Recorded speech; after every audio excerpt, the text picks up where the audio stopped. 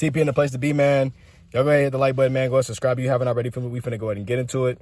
Today, man, we got Academics.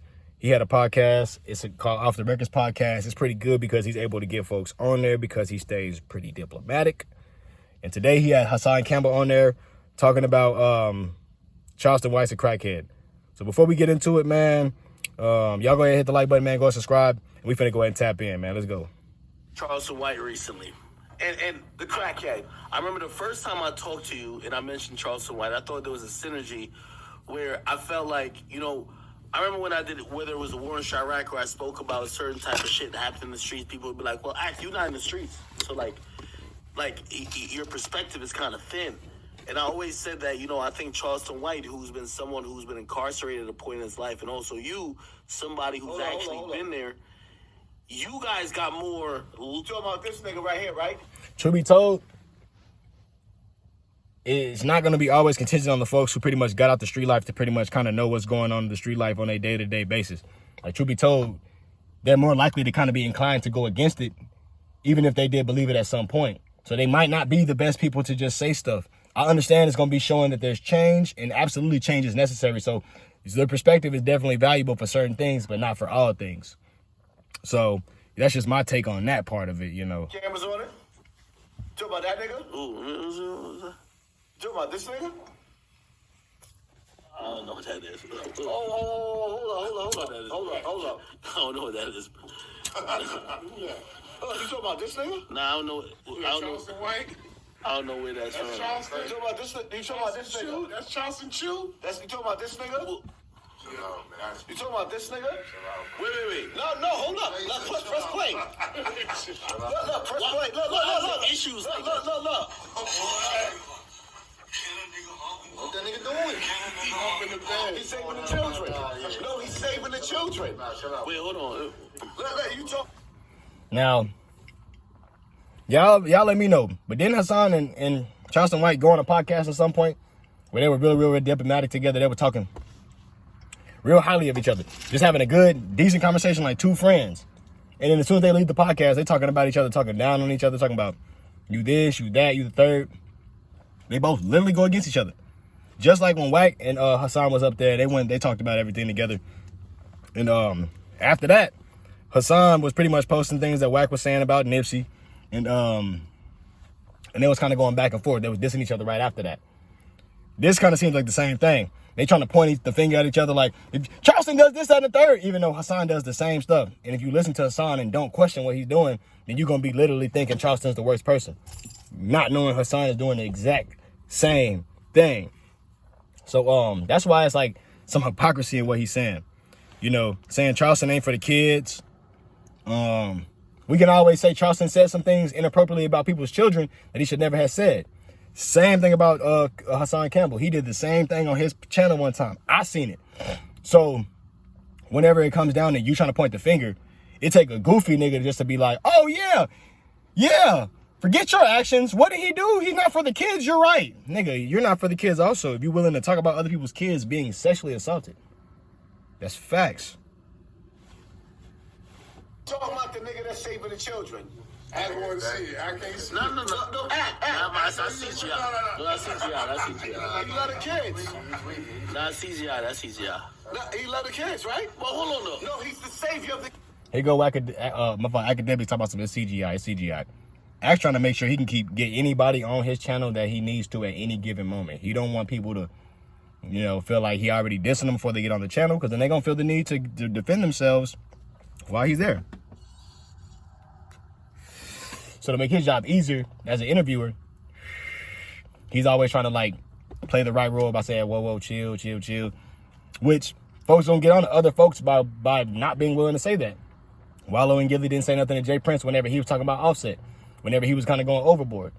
Academics is being willing to say that. He saw that they were getting that flack for not saying something, so he's saying something. He's doing the right thing. So I get why he gonna do that.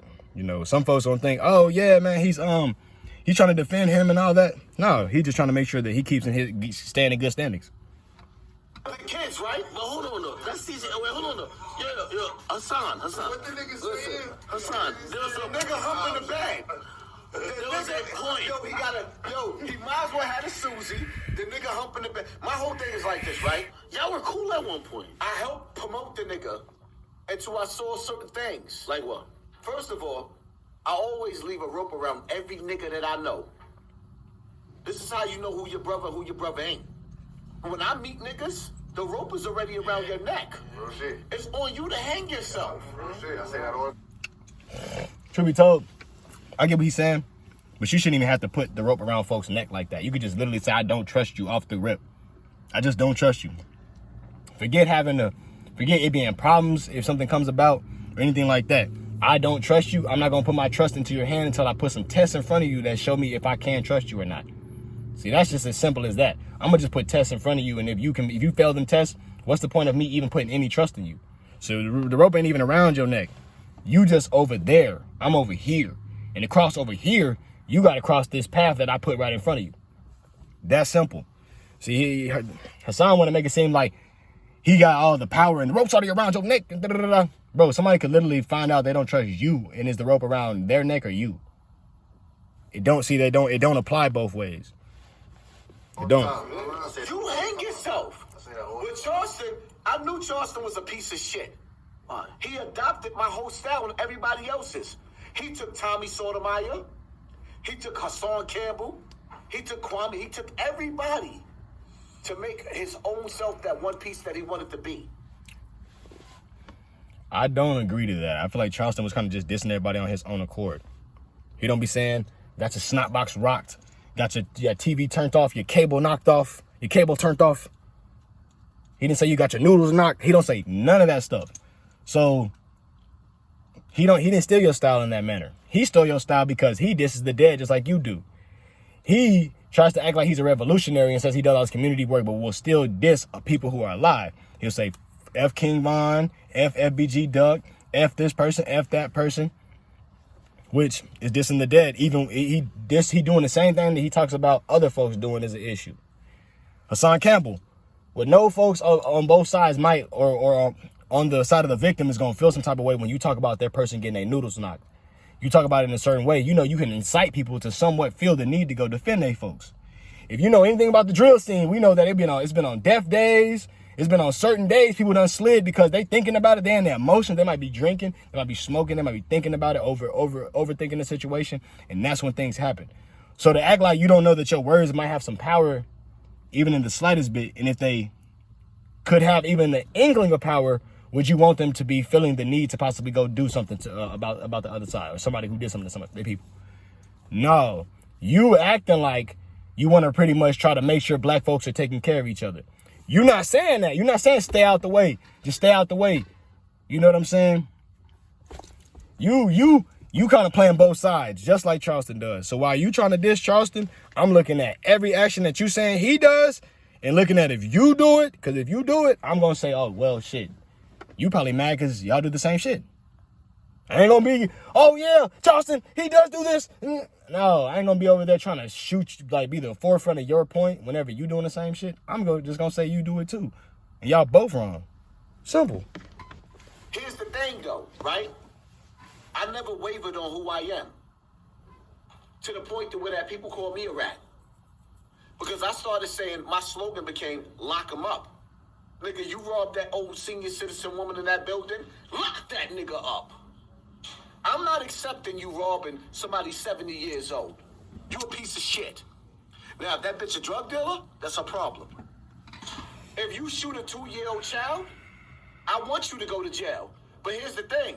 I don't want to tell on you. Turn yourself in. Have some integrity. The niggas of my time, where I come from, if we got beef, we walked up on a nigga and said, hello, and it was over for you. Real niggas don't sit up there and shoot 6 or 7 niggas that don't have nothing to do with you. Shot a basketball student that was the next NBA star, and you going back home partying with your niggas? I would turn myself in if I killed somebody's child innocently. That's just me. Who did that? Nobody did that. Here's the thing. That's The old school, listen, that be happening. the old school generation that I... You hear the cheerleaders in the back? That be happening. Who? Because if it's been happening, you're saying it happens all the time, there should be at least like 3 or 4 cases that you could just say this person, this person, and this person. You ain't got to say that be happening. Facts. Yeah. You ain't got to do none of that agreeing on the back end. You could just say this person, this person, this person. But y'all can't think about that because most folks who going to go blow somebody down, 9 times out of 10 going to go into hiding.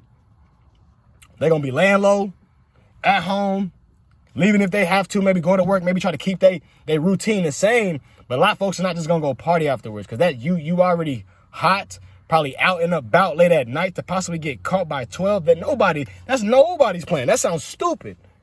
So I don't think, Hassan, that's not true. And you couldn't even name somebody who does. I get what you're trying to do. Yes, it's bad. But you ain't got to even try to exaggerate how folks getting down to try to explain your point. It really just stands. Yeah. Back in the day, when you hit up a kid, if you hit up somebody and a kid got hit in the cross, they would require you to turn yourself in. They would try to snitch on you and all that type of thing, but they try to require you to turn yourself in so you don't make the block hot. Yes, that's what happened. I agree. That's not even what's going on these days.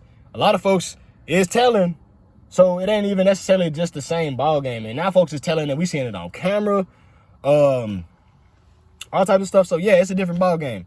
But son, my biggest point is this. You trying to point the finger at Charleston and think that we just going to jump on your team and start meat riding you for what you saying because you might be right about a couple things. That's weird. You do the same thing he does. We on your headpiece too just as much as we on his. There it is, man. Y'all go ahead and let me know how y'all feel about the situation, man. Y'all go ahead and hit the subscribe button, man. Go ahead and hit the like button, man. Go ahead and hit the notification bell so you can be the first one to watch my videos whenever I drop them. And we're going to get at y'all on the next one, man. Y'all stay out the way. And until next time, TP in the place to be. Y'all take care.